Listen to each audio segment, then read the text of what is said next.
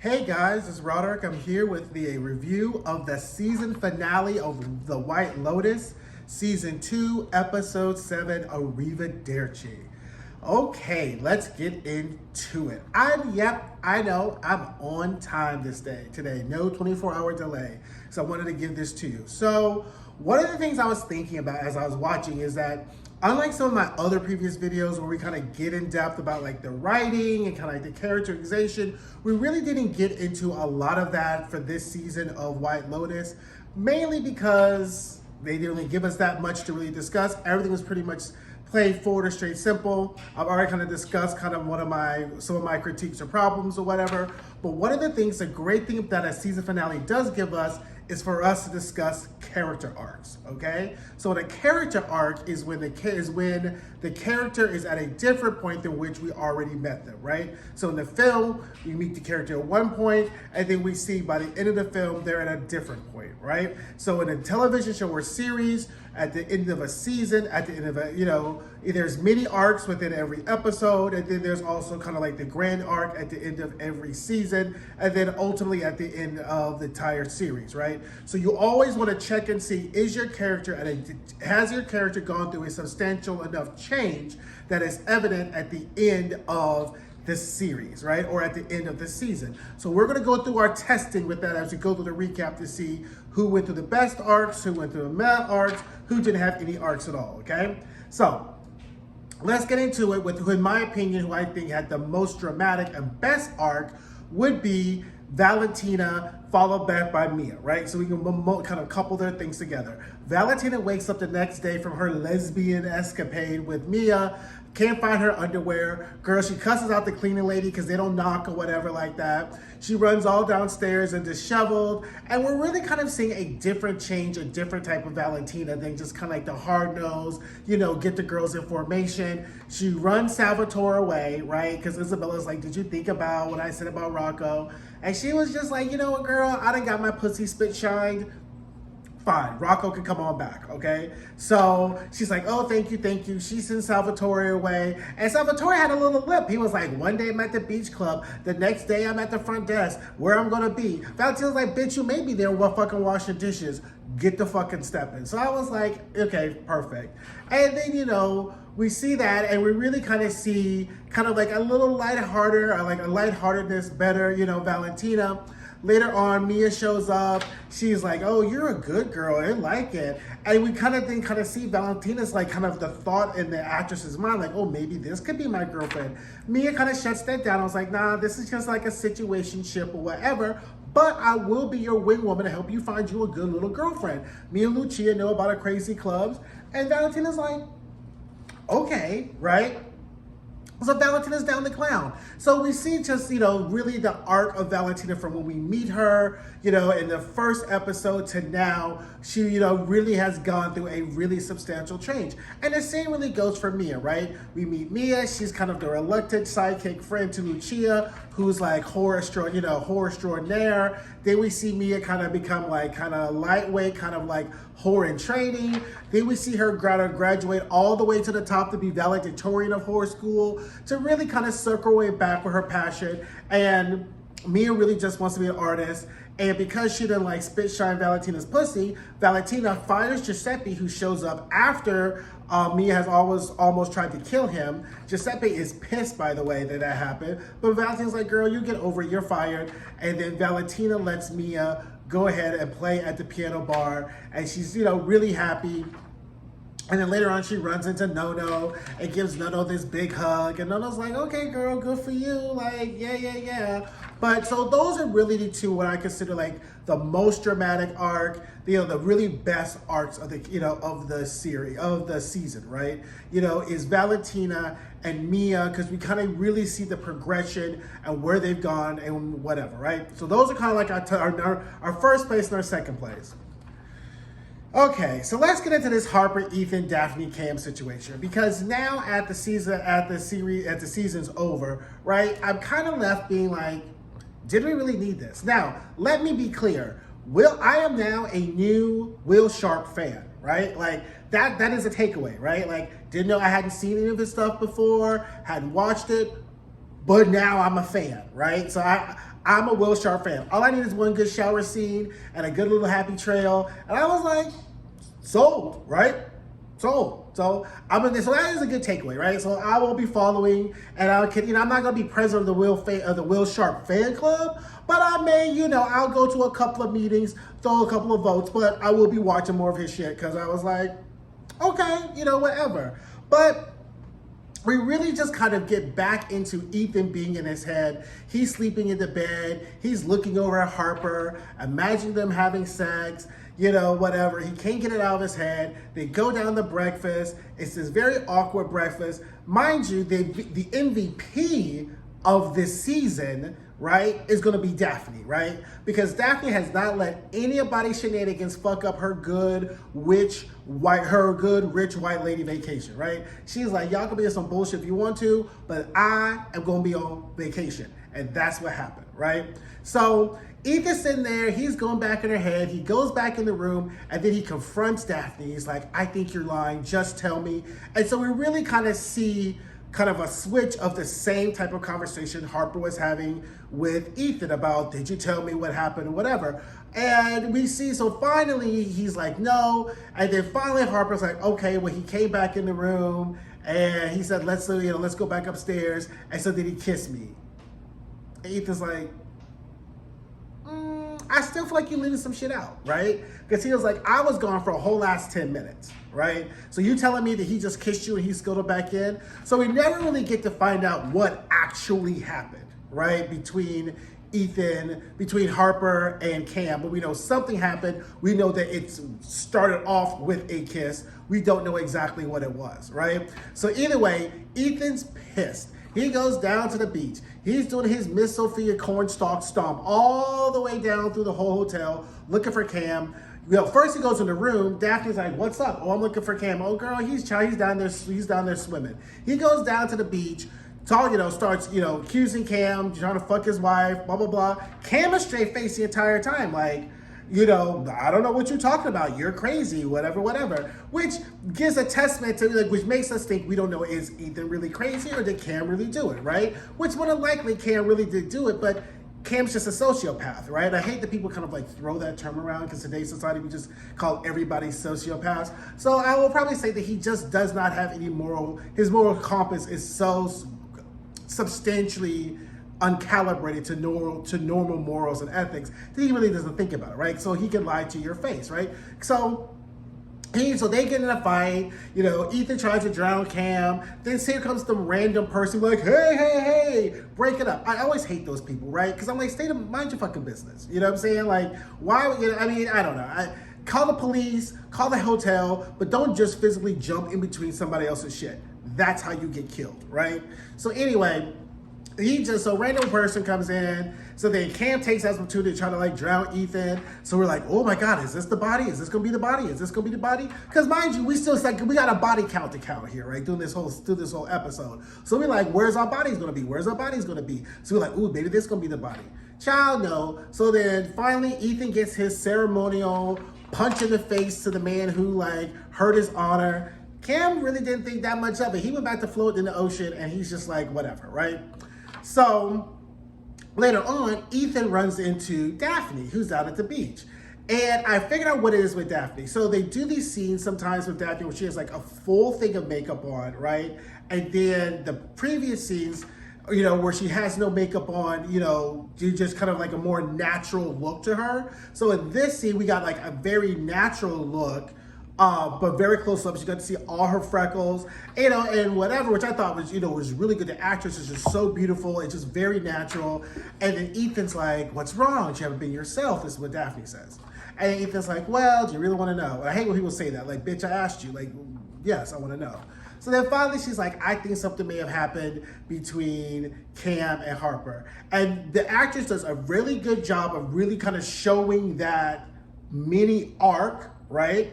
That of here, okay, and we're back again, right? And then finally she's like, I don't think you need to worry about, right? And really just kind of like gets to kind of, once again, does her like Schoolhouse Rock of, y'all need to quit being worried about shit that's fucking up your bag, right? Shit that fucks up your bag ain't shit you need to worry about. She's like, I don't think you have to worry about it. You know what? You don't have to know everything about somebody to love them, which, okay, we'll call that movie philosophy, okay, whatever. There's some things you do need to know about someone, you know, in order to be married to them, but it's White Lotus, they're on vacation, whatever. But the most important thing, she's like, you know, a little mystery. So then they go to the mysterious house that's been kind of like alluded to, like Isla Bosla or whatever, and they go to the house. They go for a walk. We don't know what's said in the walk. We don't know what they do in the walk. We don't know if they fuck in the house. We don't know if they fuck in the beach. We just see Daphne and Ethan walking, right? Whatever. Okay. So then finally, we get back to dinner, and then they're having dinner, and it actually was at breakfast, is what it was. So breakfast is what tipped Ethan off was the fact that Harper called Cameron an idiot, right? So that's kind of like her tell. So I was just like, okay, whatever. So now we're at, you know, the final dinner, and, you know, after Daphne and Ethan taking their walk, at the final dinner, they're like, Ethan and Harper are sitting at a different table when Cam and Daphne show up. They're like, oh my God, hey, you don't want to sit by yourselves. It's the final night, whatever. Cam orders a big thing of champagne. You know, they get ready to celebrate. You find out that they met at Yale. You know, he thinks, you know, whatever. So glad I met you, Harper. And they kind of have a whatever. And Ethan and Harper are still stewing in their feelings, right? So we see. So then finally they get up to the end, they get up to like the hotel room, and Harper's like, what's gonna happen with us, right? And we're expecting Ethan to be like, I'm gonna leave you, I don't really care. And then they just have sex in the hotel room, right? Because Daphne gave him the Schoolhouse Rock on. You know what? Just fucking do what you gotta do to make this motherfucker go by. You ain't got, everything ain't gotta be perfect, right? So when we look at the arcs of kind of like the four characters, Daphne and Cameron stayed the same the entire time, right? It's Ethan and Harper who really went through the most change because they started out really thinking that their relationship was so much better than Cam and Daphne's. And the truth of the matter is, their relationship is probably now exactly like Cam and Daphne's, right? So they come up with an honorable mention of change, you know what I'm saying? Like, it was good. Like, I want to say that their whole storylines were a waste. I think it was just very frustrating seeing it operate in isolation with just the quad of them, and there was no kind of like interaction between like them and any of the other people except for the whores. Oh yeah, Cam paid the whores their money, right?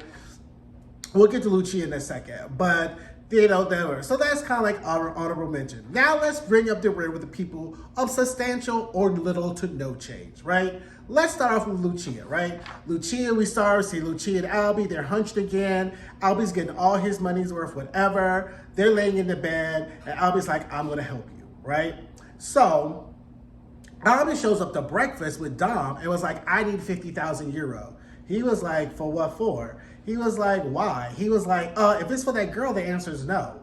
And he was like, but it's 50,000 euro ain't nothing to you. He's like, no, it's not nothing to you because you don't have to work for your motherfucking money, right? So then Albie gets big dick energy and decides to be like, you know what? Consider it a karmic payment for all the shit you did and put my mama through, right? So then Dom is like, well, I don't know. Well, he's like, he's like, how are you gonna make it in the world if you're gonna be a mark? He was like, I'm not a mark, right? This could actively help and change her life, right? So he's like, look, you give me the 50,000 euro, I'll put a good word with you with mom. Now Dom is like already like, oh, okay, because the episode starts off with like Dom looking at his phone, sadly looking at his wife, sadly looking at his family. Dom has made no effort to substantially change from who he was when we met him to who he is now, right?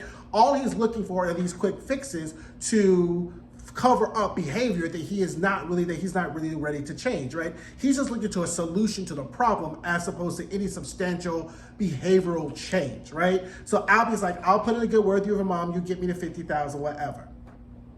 He's like, fine. So then Albie leaves to go have breakfast with Lucia.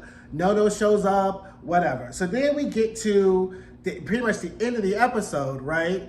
When Albie sees Lucia, after Cameron's giving him the money, he's like, oh, oh my God, check your bank account or whatever. Because Dom's like, I did it. I just don't want to talk about it. And it's not because you're going to put a good word with your mother, but if you get around to it. And Albie's like, I already did, whatever. So when Dom gets back to his room, he calls. The wife finally answers. And it's like, oh, call me when you get back or whatever. So then Albie gives the money to Lucia. She's all super happy. And then they go off and then they have sex, right? No. He sees Mia, she congratulates him, whatever, gets back to the table, and Nono's like, she could be my granddaughter, but I got, I felt partially aroused, right? So everyone's like, oh, here we go with Nono and his dick stories. So again, the Nono and company, substantial to little change.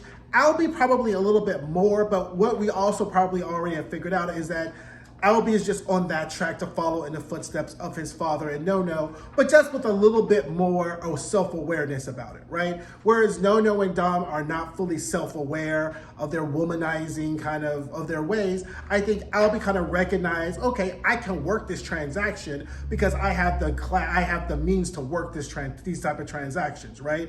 Whether or not, now he's probably just gonna meet a better hoe that's better at hoeing than Lucia is, but I think at least he got his vacation, he got his sex all week long, and that was really good. And at the end we see that he kind of settles down to the reality of what his life can be, right? Or whatever, right? So anywho, that's them.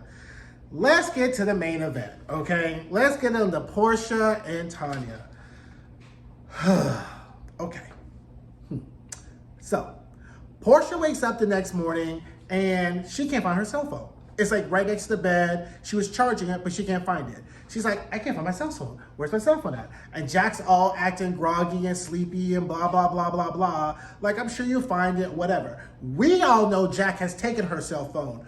Porsha just ain't quick enough to kind of start putting the 1 and 1 and 2 and 2s together, right? So we're like, girl, he done took her motherfucking cell phone. So maybe we're like, damn, okay, maybe Porsha, you might be one of them bodies in the water too, because now this shit has gotten serious as fuck, right?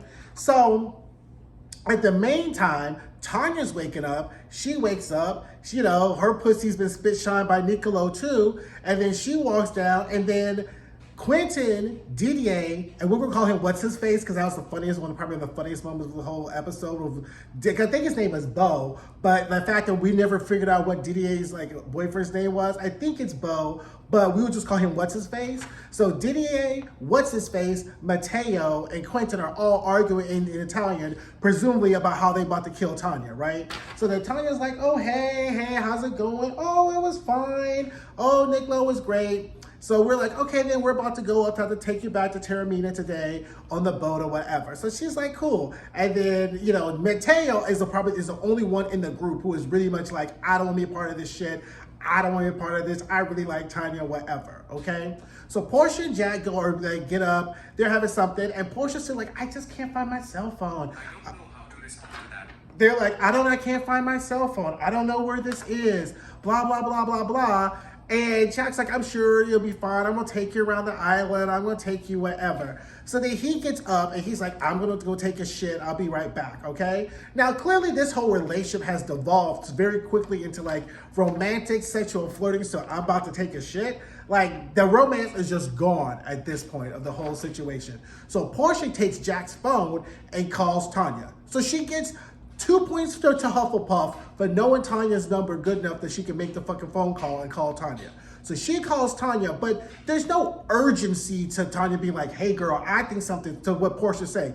Porsha has no urgency, girl, I think I'm being kidnapped. I think you in danger. You need to know. She's just all kind of slow talking, slow moving. And I'm just like, girl, get with some of the, what the fuck? Anywho, but I also think that's a way of the show kind of stretching out the dramatic tension, because one of the things that was very much prevalent in this episode is the dramatic tension, scene to scene of kind of figuring out, is this where, of seeing how these character arcs were going to land out, seeing the kind of relationships between the characters. So I recognize that that's kind of a way that they're doing to kind of stretch out the arc. Anyway, so she finally calls her, be like, look, girl, I think something's up. I don't think something's going right.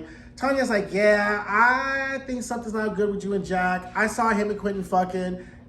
Porsha almost gets derailed, okay? Because she's like, what? He was fucking what? She's like, yeah, I didn't want to tell you. And I'm like, Tanya, girl, listen, more, look, what's Judge Judy saying? More of this and less of this. Like, because Porsha had tea. So anyway, Porsha was like, I think something's wrong.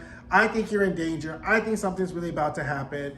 So they get off the phone. So at this point, Quentin says that Nicolo's going to show up, right? And he's going to take her back to the island by himself. Now, Tanya remembers through her cocaine-filled adult night that Nicolo's mafia, Nicolo carries a gun, and now she's like, oh shit, shit's about to be real. So we see Tanya kind of like scooting around the boat, trying to talk to the captain, right? And the captain like doesn't speak any English and he's gay. So that doesn't really go anywhere. And so then she tries to make a phone call on her phone. And of course she drops her cell phone into the water or whatever like that, which was a nice kind of foreshadowing as to how things were kind of move later, as it was like a hit and a hit.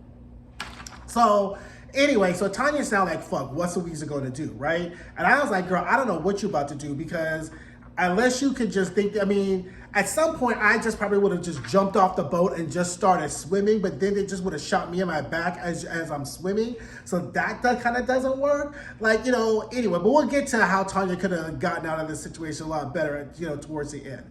So then we get back to Porsha and Jack, and then, they're in the car. And she was like, well, where we're going? He's like, I'll take you around. She's like, I really need to get back to Terramina. He was like, you don't need to go back there, whatever. So then he's like, so Porsha confronts Jack, like, look, I know he's not your uncle. I know you're fucking blah, blah, blah. Don't know if that was the proper situation to do that, since you trapped in the car and you can't get out the car. That's the conversation you have when you're not in the car, right? Because this whole plan revolves around the fact that Porsha is broke as fuck, right? Because if Porsha had 4 nickels to rub together, she could have left him at any point, gotten a cab with the money in her pocket, fucked the cell phone, and gotten to Tanya, right? But because she's this broke, struggling assistant with no access to money, then that is why she's in this situation. So I don't know whether that was a very lazy way to show the kind of showing the class difficulties of, Porsha and Jack really just being at the behest of people who have more wealth or more money than them, or whether it was just a plot device to kind of keep Porsha in this fucking shitty situation.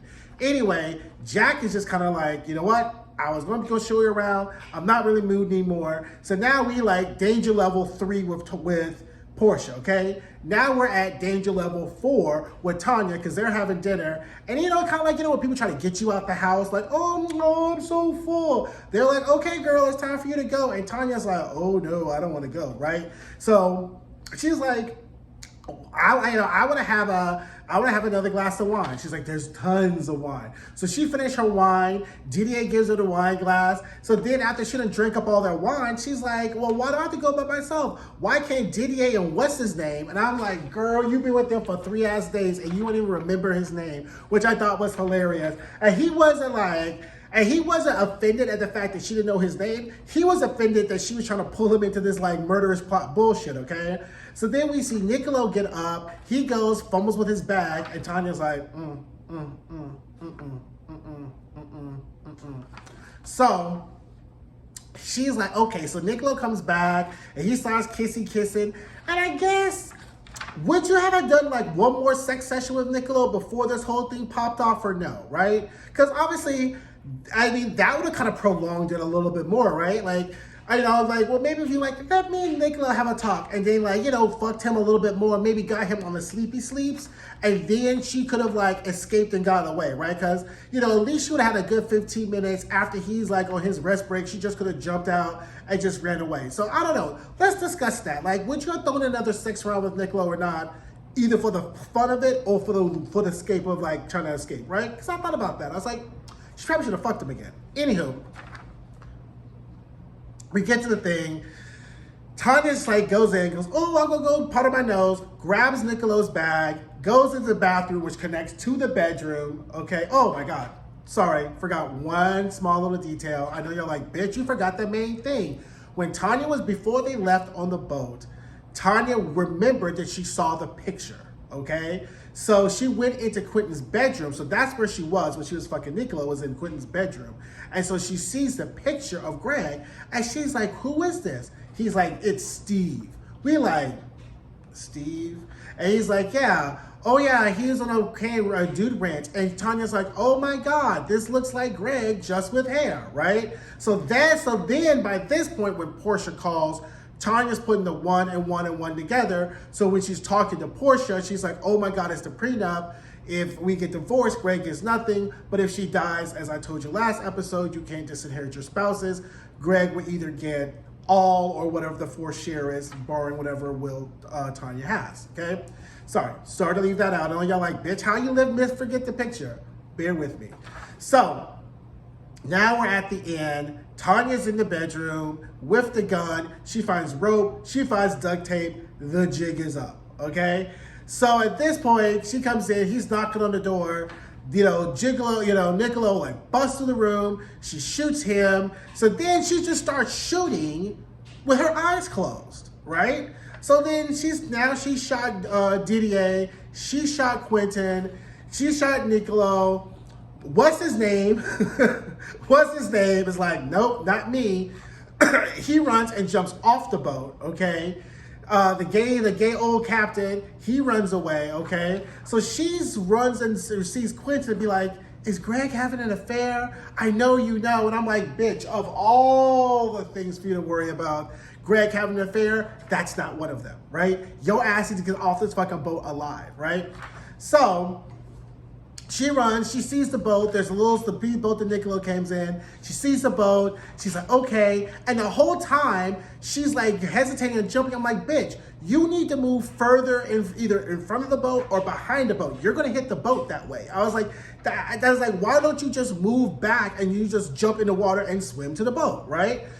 No, Tanya just jumps off the boat, hits her head, falls in the water. That's how Tanya dies. Tanya is the body, Quentin is the other body, Didier is the other body. Those are the bodies. That's our murder mystery, right?